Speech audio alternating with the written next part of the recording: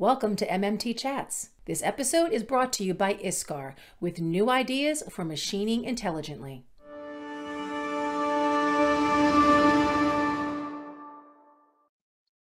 Hey MMT followers, Christina Fuges with Moldmaking Technology back for another quick MMT Chat. My guest today is Bob Schiavone, who is Global Marketing Director at RD Leverage in Lee Summit, Missouri. And although RD Leverage is an impressive mold manufacturer for the packaging industry, Bob is here today to talk about his passion, which is plastics. So hello, Bob. Hello. All right, so I've known you for a long time. I know you and I have had several conversations, mostly at trade shows, about this war on plastics, which I know has only fueled your passion for standing up for this industry. Plus, I see that you were very active on social media, LinkedIn, posting and sharing and commenting on all things plastics, which shouldn't surprise me because you are a seasoned marketing professional. But everybody should take a lesson on that because that's how we get conversation started. But before we get into that, why don't you first tell everybody who's watching who you are? What is your current position? And give a little bit of your work history so we can know who you are. I appreciate it. First, thanks for doing this. I've been in plastics about 25 years. I started at Conair, the auxiliary company.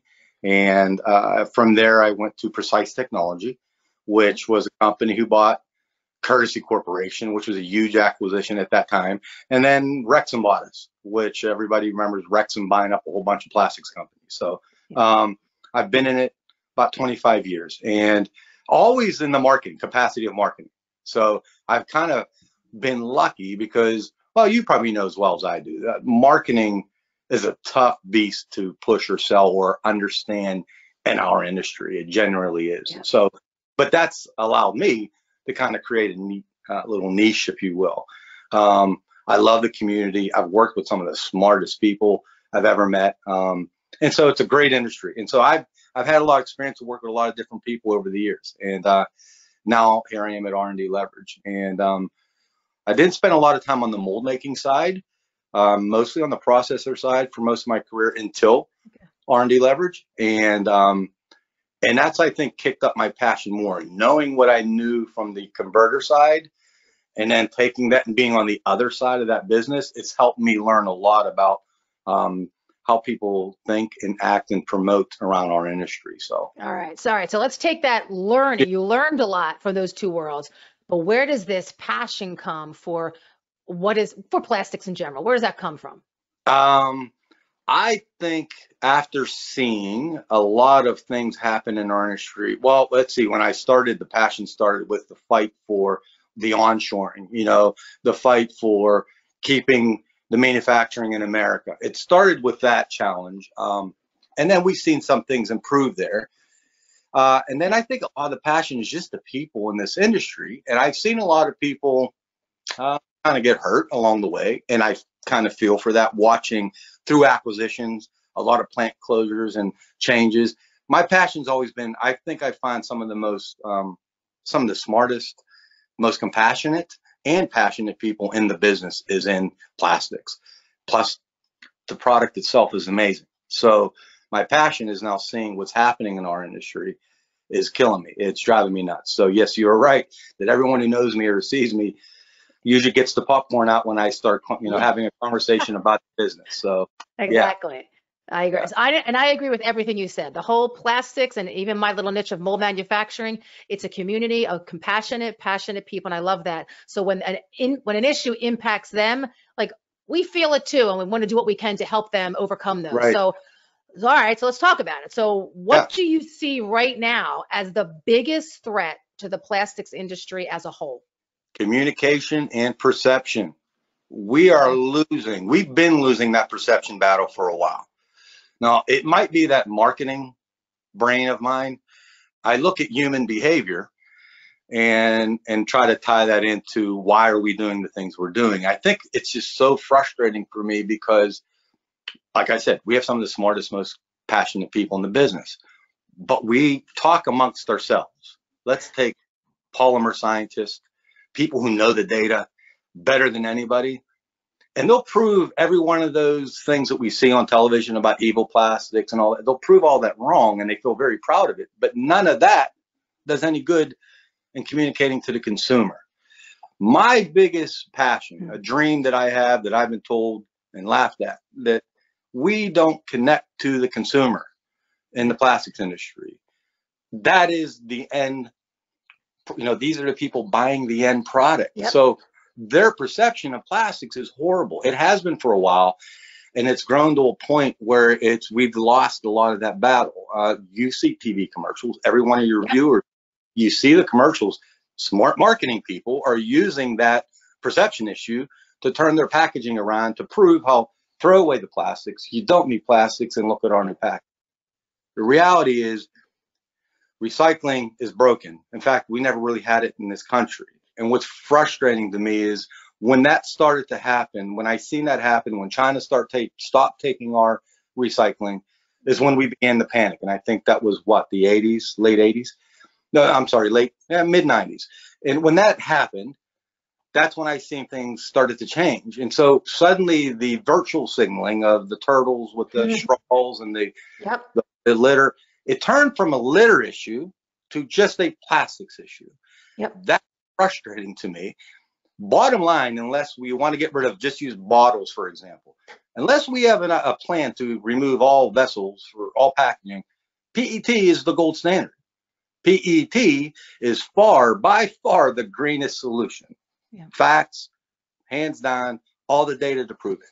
But we're losing that battle because instead we have a government right now who's enforcing taxes, as you heard, on virgin material. This argument totally frustrates me.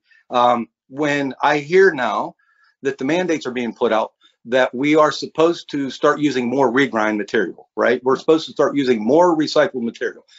So what do the brand owners do? They hop on that bandwagon because that's what the consumer is saying they want, basically driven by a poor perception campaign. How in the hell are we supposed to use more recycled material when we don't have the recycled material? Recycling is broken. It is broken. We never had it right in this country. I've had good arguments on that side where people will tell you, give you the data and say, it's not just recycling. We have been recycling. We're not. The recycling that we do, half of it is, goes into landfills. If you take the high density polypropylene, those materials are very difficult, like your laundry detergent bottles, they don't get cleaned, right? These are the things that we should be addressing versus banning. And so it's so all right, so in a nutshell, and I agree with you, it's misinformation and the lack of communication. And like how you're saying, it's a perception problem versus using the term marketing, because I always say it's a gigantic marketing problem, which is always about communication. So what's interesting about, I agree with things that you're saying. I think it's a shame that a lot of people, common everyday people, think they're recycling and you're really not. Like even just on an individual consumer level, like we just don't have the grips on that. And I always blame it on until some corporation or somebody figures out a way to make money from it, it's not really going to take off. We're a capitalistic society. Like we haven't really figured that out, but that's a whole other topic. But what do you think about in terms of the perception on plastics? COVID, when I think of just, again, the mold making niche, COVID put this huge, and what I thought was a brilliant, wonderful light on the value of molds, where people that I know didn't even know what one was now recognize, and on the consumer level, like knowing that all that equipment that we needed was molds and making plastic products. So that had to help this. You would like to think it would be a lasting effect. I don't know that it will be. But any comment on that, like the COVID impact of the perception of plastics? That's a really good point. And it was frustrating for me to see that finally, and then it disappeared. We got this big boost right before COVID, as you know, we were real heavy on the whole banning again. It was ban. And then that message disappeared because they needed us for all the PPE and they needed us for all these things. Here's what we missed. Again, we missed the boat in this industry. We should have capitalized on that. We need a marketing campaign. It's a lot of work and it's very expensive. I get that.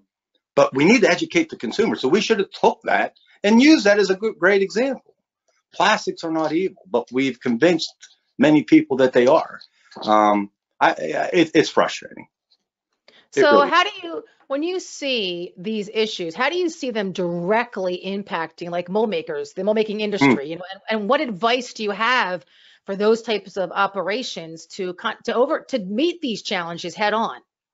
It's tough. Mold making is probably better than anybody. We are a small community, but we don't. Um, we're not really good at verbalizing, communicating, marketing either. Yeah. Overall, in general, we're not really good at it. We'd rather look at an acquisition or a new piece of equipment versus a marketing campaign. Um, Yes. all those things work, but it's how we do it together. Mold makers have always been, we've allowed to commoditize our industry. It's based more on price and that versus value. I think what we've been doing more and more of is make sure we're connecting with that end customer, okay, so that mold makers understand we need to not wait for and knee jerk react, but be proactive.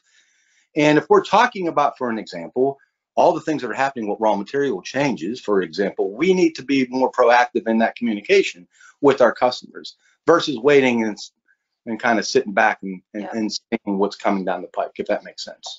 No, that does make sense, which is a general theme that since we launched the magazine, is teaching mold builders to inject themselves earlier in the process on any issue with the customer. So this Yeah, is that makes them a better vendor for them, right? So this is just another issue where they can really make themselves stand out if they're getting involved earlier and earlier in any kind of project. So it's funny how that's that same theme.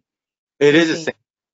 It's probably in general, not just marketing in terms of marketing, overall business and how you operate your business in terms of being a mold maker. It's always been the sooner you involve the mold maker up front in that Yeah. design process, the Yep. better off everybody's going to be. But that is, for some reason, very difficult because I know. and I don't think it's as much as the mold maker's fault. It's the industry's allowed ourselves to. Mold makers are kind of we're in the background, but yet Yep. we're a critical part for that launch. Yep. It's the most critical part, but yet It it's is. the most silent part. And And I we say, shouldn't be silent anymore. no, we shouldn't be silent. And I always look at them as kind of like unsung heroes in the whole manufacturing process because everyone just thinks and especially nowadays, they think you're just hitting a button and these parts are coming out of nowhere when really there's still tooling involved. These guys and gals are critical to that. All right, so R&D leverage is a mold manufacturer. So what are the types of things you see the R&D leverage doing to help face this war on plastics challenge and this misinformation?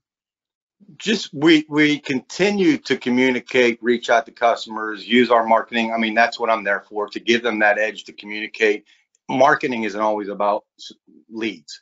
Marketing is about promotion and branding and messaging. So I've been lucky because R&D leverage has always been a little bit. We're a very entrepreneurial company, very unique. And again, I talk about those past experiences I've had. We're Yeah. very unique. Listen to people. We listen to what they have to say. We may not always want to do it, but your words matter. So we've diversified a lot in our offerings. So we're one of the only tool shops that I know of. I don't still know of any other tool shop that offers IBM, injection blow molds, injection stretch blow molds, Okay. and as well as injection molds in healthcare, personal care, and food and beverage. So that's allowed us to kind of follow multiple markets and multiple messaging. Makes it a difficult job for marketing because we're not focusing on one target audience, but Got it. that's allowed us to kind of be a little bit different. But the other thing that really makes it special is that we validate. We have a lab, and same with our UK. That's different, where the processor can get rid of all the guesswork, if you will, once the mold is going through our shop, that we can run it through on a particular press and a particular machine. So we're looking at those process windows. They're more ramped up before, rather than just shipping the mold and getting it running in their shop. So Got it. we call it our product solutions lab, and that's been pretty effective. So when it comes to the plastics issue and kind of advocacy, like is RD leverage or you yourself, are you involved like in anything in that world? You Because that's a know, whole fight. yes, the answer is yes, but never long enough. This might not come across right, but I'll just be real. There's too many organizations right now. Mm. And I had started one way back, Support Plastics USA. It had I grown. remember that. it had grown, but then I started to realizing that the messaging in all these different groups were all overlapping each other. There's just too many groups. I think that my frustration is also a lot of these groups, I've seen them raise a lot of money for the plastics mission to improve recycling, messaging I've heard about. I'm not seeing any of that. So there's something that's missing here. And I think it's that marketing head that I have that I look at it and it's a communication issue more than that. We're not working together. We're like, we have some of the smartest scientists and smartest, but yet they're not doing it. They can't, that's not their job to go out there and communicate that messaging to a consumer. Right. Right. Also, my business always been in marketing, B2B. It's always B2B, business to business. We need to try to look at a B2C. How can we reach the consumer? It would be like magic if we could do that. I know. But we have the money, we have the collect, but anytime I bring that up, then red tape gets involved and it falls apart and then it doesn't happen. So yeah. And that's funny because that's the same, what you just described is the same challenge when we think about manufacturing and its perception on the workforce side, right? I've always said that's a big marketing problem too. That's business to consumer. If our next generation, the average Joe on the street, understood how exciting and innovative, rewarding, technological manufacturing is, we would have no problem finding people. But again, no one knows it. Everyone has a vision of what they think it is. So it's the same problem.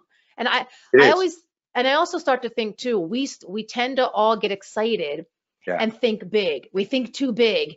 And I think we need to just start looking locally, like start working with your local community. Isn't that, I mean, when you even think about politics and changing policy, that's the smartest thing to do. I mean, anything in your community, if you want to fix it, you got to start small. You got to start within your own family and educate your families, educate your neighbors, educate your schools. So I would imagine it's the same thing to really tackle it, because I agree. There are too many groups in several aspects of our lives that have the common passion, really, but the same agenda, and then you're all trying to accomplish the same thing, so no one accomplishes anything.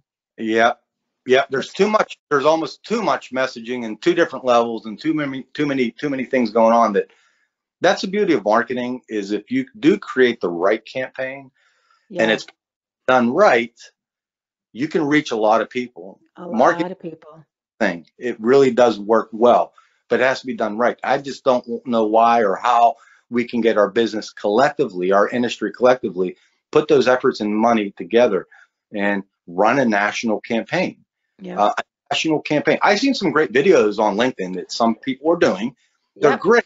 But again, if you're talking in terms of marketing and target audiences, that's only reaching certain people. We got to get out there and Exactly. Yep. I mean, you're saying it. So everybody out there watching, if you have any ideas, we're starting this discussion again, or continuing this discussion. We'll put it out on social media. Let's just try to get some ideas together. Hopefully, Bob, that you've stirred it up again. And let's not forget, even though we're still in crazy times, we can't forget about this.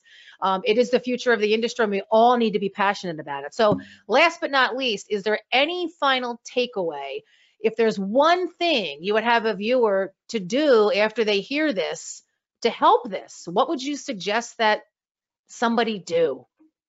There's a lot of different things we could do, but let's start with just social media. We're not real good at using like LinkedIn in general. We're really not. It's not an easy thing. What's the old saying? Teach an old dog new tricks. Yeah. It gets a little bit more negative press from a lot of the people in our industry because they're like, I don't want to deal with that. It doesn't work. And it does work. LinkedIn's pretty impressive tool, I think.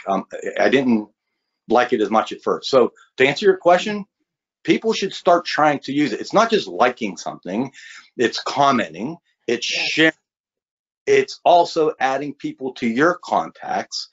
Those little things will build up communities of information. I've watched it work, and it really does work well. So we'll start there. Start with sharing the message. Start with getting involved and putting your commentary, into a post or something. Start there. I love it. All right. I think that's a great piece of advice. Get social and get on social media. So, all right, Bob, thank you so much for all your time today and for sharing your passion, a little bit of the background of who you are and why this is such a big issue. And to everybody watching, remember, for everything mold making related, visit moldmakingtechnology.com. Stay safe and healthy, and more importantly, stay informed and stay inspired.